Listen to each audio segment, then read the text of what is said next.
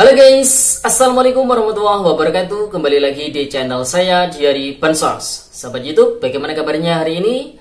Semoga sahabat YouTube semua dalam keadaan sehat, tambah rizkinya, dan tentunya semakin sukses.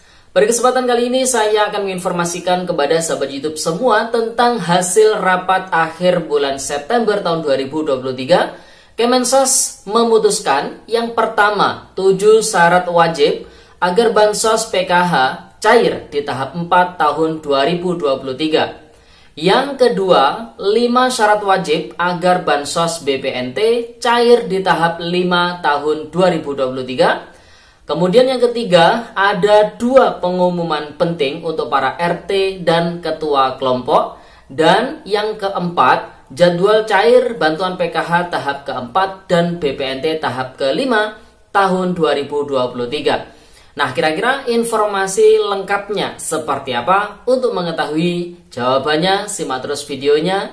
Jangan skip supaya tidak menimbulkan gagal paham dan tentunya salah paham. Bagi yang bergabung dan baru kenal dengan channel Diari Bansos, saya ucapkan selamat datang dan terima kasih banyak. Saya mohon bantuannya kepada sahabat YouTube semua untuk terus mendukung channel Diari Bansos dengan cara like, share, komen, dan tentunya silakan di subscribe channelnya, aktifkan notifikasi loncengnya supaya sahabat YouTube semua tidak ketinggalan di video-video terbaru dari channel Diari Bansos ini. Dan silakan di-share ke grup-grup media sosial sahabat YouTube semua apabila video kali ini bermanfaat. Oke sahabat YouTube, langsung saja saya akan melanjutkan informasinya tentang hasil rapat akhir September tahun 2023. Kementerian Sosial Republik Indonesia memutuskan yang pertama, 7 syarat wajib agar Bansos PKH cair di tahap 4. Kemudian 5 syarat wajib agar Bansos BPNT cair di tahap kelima. Kemudian 2 pengumuman penting untuk para RT dan ketua kelompok. Dan yang terakhir terkait dengan jadwal cair PKH tahap 4 dan BPNT tahap 5 tahun 2023. Nah, kira-kira informasi selengkapnya seperti apa? Simak terus videonya ya sahabat YouTube. Nah, sahabat YouTube, langsung saja di sini saya akan menyampaikan hasil rapat akhir September Kementerian Sosial Republik Indonesia. Yang pertama terkait dengan 7 syarat wajib agar Bansos PKH cair di tahap 4 tahun 2023. Nah, 7 syarat tersebut apa saja? Yang pertama, harus terdaftar di dalam data DTKS. Jadi para KPM ini harus terdaftar di data DTKS ya. Kalau misalkan tidak terdaftar di data DTKS, maka bantuan PKH tahap keempat tidak akan dicairkan. Kemudian syarat wajib yang kedua, dinyatakan layak oleh pemerintah daerah. Nah, ini pemerintah daerah melakukan proses verifikasi kelayakan setiap bulannya. Nah, tentunya bagi warga para KPM PKH yang sudah dinyatakan tidak layak menerima bantuan PKH oleh pemerintah daerah, maka tidak akan cair di tahap 4 mendatang. Kemudian syarat wajib ketiga, masih memiliki komponen PKH, karena bantuan PKH adalah bersyarat. Salah satu syaratnya adalah memiliki komponen PKH, mulai dari komponen kesehatan, komponen pendidikan, hingga komponen kesejahteraan sosial. Kemudian syarat keempat, bagi yang memiliki komponen pendidikan, ini harus terdaftar di data Dapodik dan sinkron dengan data DTKS ya. Jadi kalau misalkan memiliki komponen pendidikan namun tidak terdaftar di data Dapodik atau data Dapodiknya invalid atau tidak aktif, maka Bansos PKH untuk yang komponen pendidikan tidak dicairkan di tahap 4 tahun 2023 mendatang. Kemudian syarat kelima, yaitu bukan penerima upah atau gaji di atas UMP atau UMK dan yang bersangkutan itu sudah terdaftar di BPJS Ketenagakerjaan. Jadi kalau terdaftar di BPJS Ketenagakerjaan dan di situ keterangannya penerima upah yang upahnya itu di atas UMP ataupun UMK, maka Bansos PKH di tahap 4 tidak bisa dicairkan. Kemudian syarat wajib ke-6 adalah bukan pegawai atau pekerja yang sumber gajinya dari negara, yaitu APBN ataupun APBD. Jadi apapun pekerjaannya, kalau sumber penghasilannya dari negara, maka nanti di tahap 4 tahun 2023 Bansos PKH-nya tidak dicairkan. Kemudian syarat wajib yang terakhir atau yang ketujuh, yaitu ditetapkan sebagai penerima bantuan PKH di tahap 4 tahun 2023. Tentunya bagi yang cair lewat kartu KKS, periode salurnya adalah September-Oktober. Kemudian yang dicairkan lewat PT Pos Indonesia, alokasinya adalah Oktober, November, dan Desember tahun 2023. Kemudian hasil rapat akhir September Kemensos juga memutuskan adanya 5 syarat wajib agar bantuan BPNT ini cair di tahap 5 tahun 2023. Nah, 5 syarat tersebut apa saja? Yang pertama, harus terdaftar di data DTKS ya. Jadi semua bansos yang bersumber dari data DTKS harus ngambil datanya itu dari DTKS.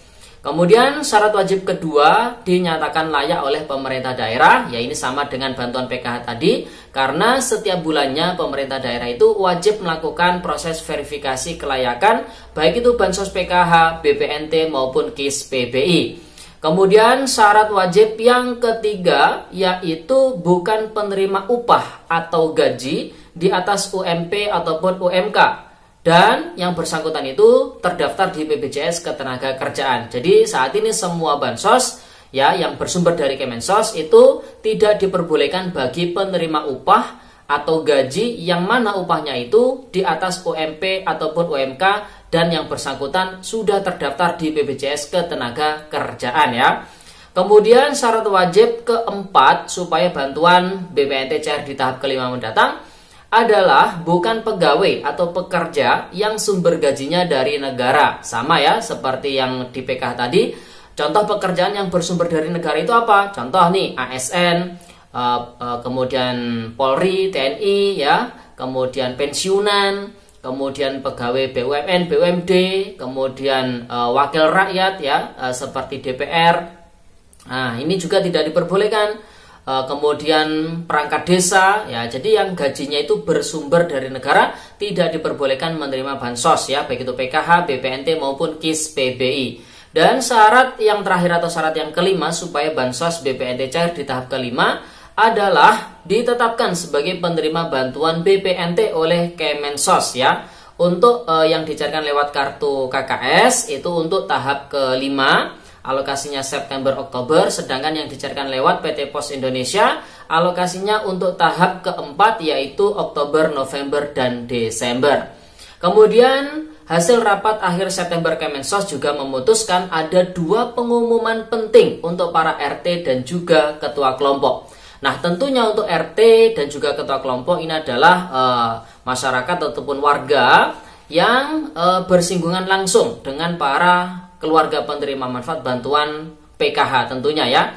Nah, biasanya ketika ada bansos yang tidak cair, para KPM ini bertanyanya ke RT ataupun ke ketua kelompok. Oleh sebab itu, ini pengumuman yang wajib diketahui oleh para RT dan juga ketua kelompok, dan para KPM semuanya ini juga harus mengetahui ya, supaya tidak sering bertanya kepada RT, tidak sering bertanya kepada ketua kelompok.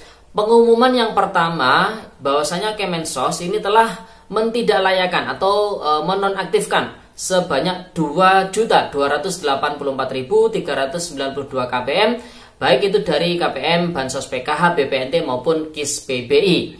Nah, tentunya dengan adanya ditidaklayakkan sekitar 2 juta lebih tersebut, maka ini berimbas kepada para keluarga penerima manfaat yang tidak lagi mendapatkan bantuan sosial PKH ataupun BPNT-nya. Oleh sebab itu, pengumuman yang pertama, para RT ataupun ketua kelompok ini bisa melakukan sosialisasi ataupun menerangkan kepada para anggota PKH ataupun BPNT yang tidak cair lagi bansosnya, karena memang ada diantaranya itu yang gajinya di atas UMK ataupun UMP. Nah, ini hasil pemeriksaan dengan BPJS Ketenagakerjaan ya. Kemudian terdapat 23.879 KPM adalah ASN. Ini KPM yang memiliki penghasilan yang bersumber dari negara, ini tidak diperbolehkan.